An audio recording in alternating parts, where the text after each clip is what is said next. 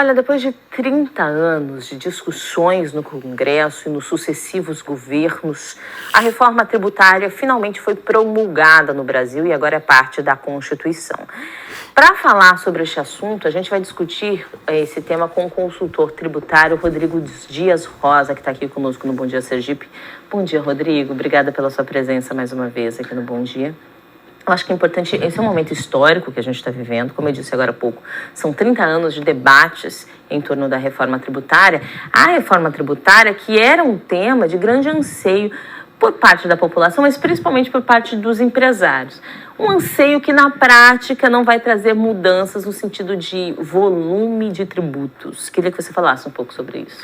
Isso. Bom dia, Priscila, bom dia a todos, né? Muito obrigado pelo convite. É justamente isso. Quando a gente fala em reforma tributária, as pessoas pensam logo assim, o grande empresariado e a população, que vai diminuir imposto, vai diminuir tributo, mas não necessariamente, né? Então, o que acontece? A reforma está fazendo uma mudança nessa parte tributária em si para simplificar essa arrecadação, mas não quer dizer que necessariamente vai diminuir imposto. É como a gente tem em casa, que a gente faz uma reforma, nem sempre a reforma que a gente faz, a gente consegue mudar tudo, né? Mas é um grande passo, porque são 30 anos de discussão e justamente chegando agora um momento muito histórico aí para a sociedade. Esse é um saldo talvez negativo, porque a gente tem uma carga tributária alta no Brasil e eu acho que uma crítica que se faz a isso é um retorno que não é, né, correspondente ao que se paga em serviços, em benefícios. Mas um outro aspecto que eu acho que é um aspecto positivo dessa reforma, que eu queria que o senhor comentasse, é a questão da simplificação, porque até então é muito complicado a forma como se calcula a incidência de impostos no Brasil. Com esse novo modelo, torna-se mais claro o processo. Isso mesmo, porque o que acontece?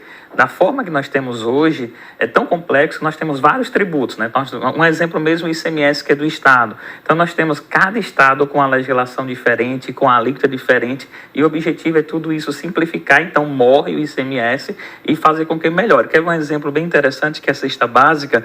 Tem estados que colocam capacete de motociclista como cesta básica. Porque a cesta básica é justamente o que você paga menos imposto. Aí fica cada estado criando algumas situações, criando benefícios fiscais e que muitas vezes isso faz com que exista o que a gente chama de guerra fiscal. Um estado brigando com o outro para poder ter realmente esse benefício e arrecadar mais no seu estado. Então, com isso, com a reforma tributária, tudo passa a ser simplificado em um único tributo. Então, justamente essa é uma das questões que começa a trazer para a gente. Vamos explicar para o pessoal? Então, a gente preparou uma tela. É um assunto complexo, eu sei. Lá no G1 tem muita informação sobre isso, mas a gente preparou na tela para que você, nosso telespectador, comece aos poucos a ir se acostumando com esses termos, tá? Então, na prática, vai ser criado o IVA, né? Os IVAs, são 2 IVAs, né? Imposto sobre Valor Agregado. O PIS, COFINS e IPI dão origem à contribuição de bens e serviços de competência federal. E o ICMS e o ISS, são impostos estaduais e municipais, serão unificados no formato de imposto sobre bens e serviços com gestão compartilhada entre estados e municípios. O que significa isso aqui, Rodrigo? Então, o que acontece? Nós temos vários tributos, né? Então, nós temos lá a contribuição do PIS e da COFINS, que essas duas se unem e passam a ser justamente a contribuição sobre bens e serviços, que a gente chama de justamente CBS. Então, porque eles já eram contribuições, PIS e COFINS, agora passa a ser uma só.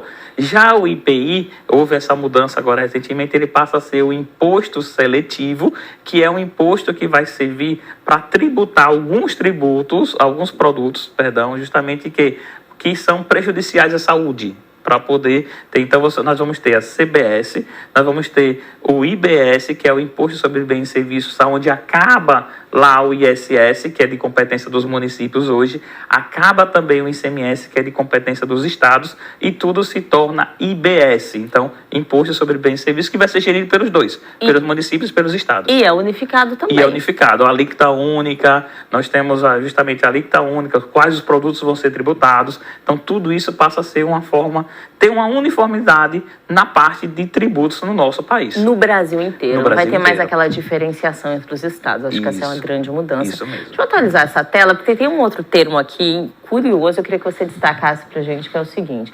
Muitos aspectos vão ainda ser legislados em formato de lei complementar, né? A legislação diz isso. Então, o Congresso vai ter que se debruçar para a elaboração dessas regras específicas. E aí eu queria falar sobre a possibilidade da inclusão dos itens da cesta básica e até a possibilidade que é prevista agora em lei de cashback de produtos. O que significa isso? Isso ainda precisa ser regulamentado, claro, deixa-se bem claro. Isso, vai ser regulamentado. Então, a cesta básica é o seguinte, como cada estado tem sua legislação no ICMS atualmente, dizendo quais são os produtos da cesta básica. Então, o que acontece? Passa a ser uma cesta básica a nível nacional. O que acontece com o produto que está na cesta básica, para as pessoas entenderem? Ele tem tributação menor. Então, vamos dizer um exemplo, que a gente passa a ser se o ICMS hoje no estado, ele está 19%, a cesta básica você tem um valor menor. Porque, como são produtos essenciais para a vida da pessoa, você paga menos tributo, menos imposto. Então, passa a ter essa cesta básica a nível nacional. E aí começa a briga entre os estados, sabe o que, Priscila? Quais produtos eu vou colocar nessa legislação que vai sair como cesta básica. Porque cada região tem justamente o arroz e o feijão. Todo mundo sabe que arroz e feijão é brasileiro, né? Mas cada região você tem Minas, o pão de queijo. Isso é cesta básica para eles ou não? Então vai começar a ter essa legislação agora para definir qual é a cesta básica nacional e poder pagar menos imposto, tanto lá no CBS. Até porque a incidência de um produto na cesta básica pode ter um interesse específico fiscal de uma determinada região. Exemplo, se há uma indústria forte naquele item em determinada região que gera emprego, então aquela região, aquele estado específico pode ter um interesse que um outro estado não tem na inserção desse produto. Né? E aí teve a possibilidade do cashback, né? Todo mundo está acostumado ao cashback, você vai fazer uma compra, tem cashback. E aí na própria legislação prevê o cashback para aquelas pessoas que têm uma renda um pouco menor, onde passa a comprar o produto e ter cashback, então valores de volta daquilo que comprou. E produtos essenciais. Produtos essenciais. Não é qualquer produto. Não é qualquer produto. Então, assim, por exemplo, você tem uma renda pequena, precisou comprar um produto, aí você pode ter esse dinheiro isso mesmo. Então, isso de forma nacional, né? Então, lembrando que isso não está ainda determinado, porque depende de uma lei complementar, tá, pessoal? De uma regulamentação. Então, precisa se discutir melhor essas regras para que essa lei, essa determinação seja feita, tá? Imposto seletivo de competência federal sobre bens e serviços prejudiciais à saúde e ao meio ambiente.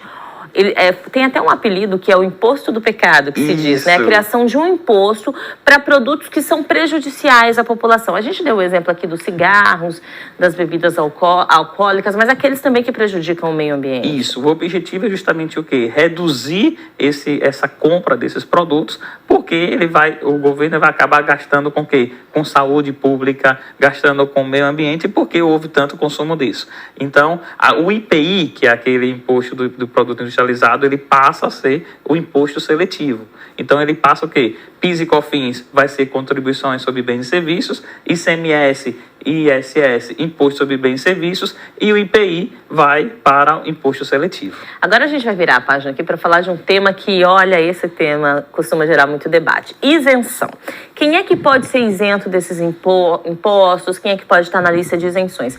A reforma, ela não especifica claramente quais são esses itens. Isso também deve ser regulamentado, pessoal, em um outro momento. Mas já traz aqui para a gente alguns indícios de quais seriam esses setores que podem ser beneficiados com a isenção? Isso mesmo. Então, a própria reforma, quando foi agora promulgada, diz isso que alguns produtos você passa, alguns segmentos, vamos dizer assim, você passa a ter algumas isenções. Então, mas assim, como bem colocado, depende de lei complementar. Então, agora vai ser esse trabalho de fazer essa lei para começar a votação, a aprovação e começar a colocar em vigor. Então, isso nós temos lá os dispositivos médicos, a parte de acessibilidade. A gente tem uma listinha aqui, deixa eu até acompanhar. Transporte coletivo, que já tem isenção naturalmente, né? Mas transporte coletivo de passageiros, dispositivos médicos, como o senhor citou, dispositivos de acessibilidade, produtos de cuidados básicos à saúde menstrual, tem a ver também com o combate, muito importante, a pobreza pobreza menstrual, um assunto bem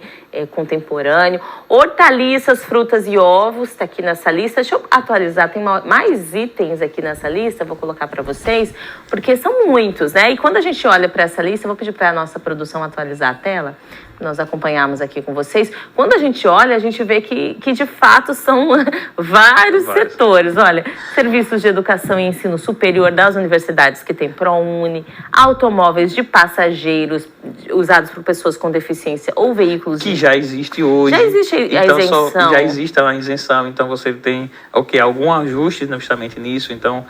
traz as regras que já existem para poder, né, colocar também em prática na nova reforma tributária, né, nessa reforma tributária que foi aprovada agora, né? Áreas ligadas à ciência, inovação, tecnologia sem fins lucrativos, já existe também isso praticado, também, instituições de ensino que promovem isso, mas isso deve ser, então, inserido nessa legislação. Produtores rurais, físicos ou jurídicos, com receita anual de até 3,6 milhões. Então, aquele produtor rural, a produção rural já tem, né, muitos benefícios. E a reforma, ela traz justamente isso. Ó, se você é produtor rural com um faturamento de até 13 milhões e 600 anual, existe a possibilidade também da isenção desse tributo. A atuação forte da bancada ruralista ali no parlamento, né? Porque é um item até que chama muito a atenção. Atividades de reabilitação urbana de zonas históricas, áreas críticas de recuperação, reconversão urbanística. Então, todas essas atividades que podem trazer um benefício coletivo, né? Isso mesmo. Então, são atividades importantes que hoje já têm alguns benefícios fiscais em alguns estados, algum benefício na área tributária, em si federal, e que quando vem para os tributos novos, né, justamente ele traz essa questão. Por isso que, quando eu comecei, falei logo que não é que há mudanças drásticas no sentido de valor de tributo, né? Até porque não foi definido ainda a alíquota de tributo. Então vai vir lei federal aí falando quais vão ser essas alíquotas desses tributos. Mas já existe a pretensão de redução de alíquota para alguns segmentos, também como isenção para outros segmentos. Pois é, e é importante também que as pessoas entendam que a reforma foi promulgada, já faz parte aí da Constituição, como eu comecei essa entrevista aqui falando, mas essas mudanças, elas vão ser implementadas gradativamente. Isso, ela vai ter suas legislações, começa a sua aprovação, sendo aprovado justamente essa parte de lei complementar, entra em vigor em 2025 e a época de transição até 2032, 2033. Então, ou seja, vários caminhos aí, porque não é que vai acabar logo o ICMS, vai acabar logo o ISS, vai acabar logo o PIS e COFINS. Não, vai ficar os dois sistemas tributários em transição. E acaba tudo lá em 2033. Até porque a organização disso é fundamental, porque disso depende o equilíbrio fiscal do país também. Isso mesmo. Né? Agora, é importante também que as pessoas fiquem atentas, e a gente vai mostrar isso na nossa cobertura, claro, para vocês, nos debates dessas leis complementares. Então, muito do que foi trazido aqui na reforma da Previdência, que já foi criado um espaço de possibilidades, vai depender de como o legislador vai atuar com a lei complementar. Isso mesmo. E aí tem que ter um cuidado, que quando a gente começa a fazer as críticas. Como é que vai sair essa lei complementar? Para que não fique o embaralhado que nós temos de legislação atual. Porque hoje acompanhar a parte tributária é muito complexo. E o objetivo da reforma tributária é simplificar isso. Então tem que ter um acompanhamento muito grande, que essas leis complementares realmente sigam o que está previsto nessa emenda constitucional, que houve essa alteração aí da Constituição Federal. Para que as pessoas consigam entender de fato como é que se dá a arrecadação de tributos no país como um todo.